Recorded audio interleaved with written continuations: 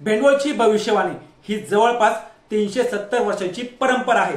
परंतु भविष्यवाणीचा नेमका प्रकार काय, भाकीत कसं वर्तवलं जातं, यात दोन मत आहेत। महाराष्ट्रातील बुलढाणा जिल्ह्यातील जळगाव जामोद तालुक्यात वसलेलं भेंडवळ हे एक छोटंसं गाव, पण दरवर्षी अक्षय तृतीयेच्या मुहूर्तावर एका अनोख्या परंपरेमुळे चर्चेत येत असतं। ही परंपरा म्हणजे भेंडवळची घटमांडणी किंवा त्याला भेंडवळची भविष्यवाणी असं सुद्धा म्हणतात, जी गेल्या 370 वर्षांपासून चालत आलेली आहे। या भविष्यवाणीतून दरवर्षी पाऊस, शेती पिकं, हवामान, राजकीय परिस्थिती, आर्थिक घडामोडी आणि सामाजिक बदलांबाबत भाकीत सांगितली जात असतात। जास्त करून विदर्भ आणि खानदेशातील शेतकरी या भविष्यवाणीकडे मोठ्या आशेने पाहतात, कारण त्यांच्या शेतीच्या नियोजनामध्ये या घटमांडणीच्या भाकिताचा खूप मोठा वाटा असतो। भेंडवळच्या या भाकिताबाबत अधिक जाणून घेऊ या व्हिडिओच्या माध्यमातून। नमस्कार, मी किशोर बलकवडे आणि आपण पाहतात विषयच वेगळा। भेंडवळची भविष्यवाणी ही प्राचीन परंपरा नीलवती विद्या आणि निसर्गाच्या सूक्ष्म निरीक्षणावर आधारित आहे असं सांगितलं जातं। ही परंपरा चंद्रभान महाराज यांनी सुमारे 370 वर्षांपूर्वी सुरू केली होती। त्यांचे वंशज विशेषतः पुंजाजी महाराज वाघ आणि सारंगधर महाराज वाघ हे दरवर्षी अक्षय तृतीयेच्या दुसऱ्या दिवशी सूर्योदयाच्या वेळी ही घटमांडणी करत असतात। निसर्गातील बदल, पशुपक्ष्यांचे संकेत आणि परंपरागत ज्ञानाचा वापर करून वर्षभराचं भाकीत यात वर्तवलं जातं किंवा सांगितलं जातं। ही प्रक्रिया जी आहे ती भेंडवळ गावातील नरहरी शिवराम वाघ यांच्या शेतात दरवर्षी होत्या। एका मातीच्या घटाभोवती 1.5 फूट अंतरावर 18 प्रकारची धान्य ठेवली जातात।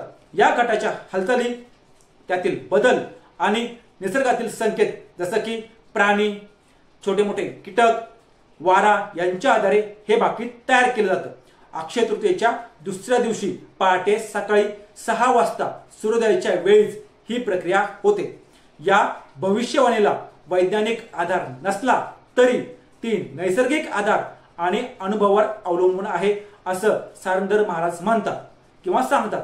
त्यांच्या मते गेल्या 20-25 वर्षांपासून त्यांचे या घटमांडणीत केलेले भाकीत 70 ते 75% खरे ठरलेले आहेत।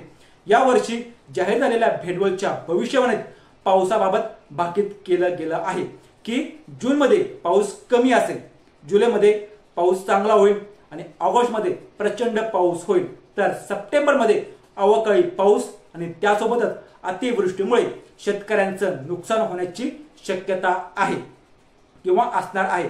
तसंच पृथ्वीच्या काही भागामध्ये महापूर किंवा भूकंपाची शक्यता सुद्धा असेल। विदर्भातील शेतकरी भेंडवळच्या भविष्यवाणीवर मोठा विश्वास ठेवतात। ही भविष्यवाणी त्यांना त्यांच्या पिकांचं नियोजन, पेरणी आणि पाण्याच्या व्यवस्थापनासाठी मार्गदर्शन करते। शेतकऱ्यांची मानसिकता लक्षात घेता या भविष्यवाणीतून त्यांना आशा आणि मानसिक आधार मोठ्या प्रमाणात मिळतो असं सांगितलं जात आहे। या भविष्यवाणीतील देशातील राजकारणासंदर्भात सुद्धा भाकीत केलं गेलं आहे। यंदा राजा कायम आणि स्थिर राहणार आहे। यामध्ये घागरीच्या बाजूला ठेवलेला पानविडा म्हणजे राजाचं प्रतीक असतं। या पानविड्यावर सुपारी स्थिर असल्याने राजा म्हणजे पंतप्रधान कायम राहील असं भाकीत केलं गेलं आहे। 2 वर्षांपूर्वी म्हणजेच 2023 मध्ये भेंडवळच्या भविष्यवाणीत ऑगस्ट मध्ये प्रचंड पाऊस आणि अतिवृष्टी अशी शक्यता वर्तवली होती, जी बऱ्याच प्रमाणात खरी ठरलेली। यामुळे शेतकऱ्यांचा या परंपरेवरील विश्वास हा वाढलेला आहे किंवा दृढ झालेला आहे।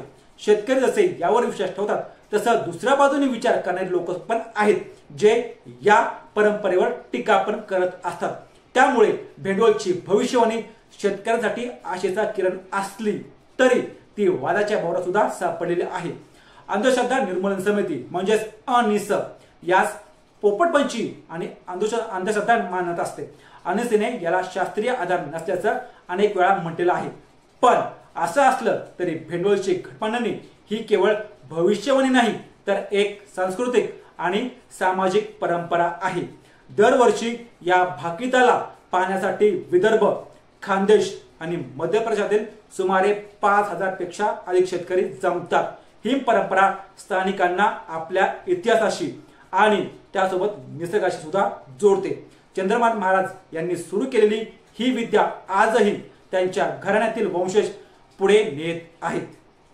असेच रोजच्या रोज नवनवीन व्हिडिओ पाहण्यासाठी आमच्या चॅनलला सबस्क्राईब करून व्हिडिओला लाईक करायला विसरू नका।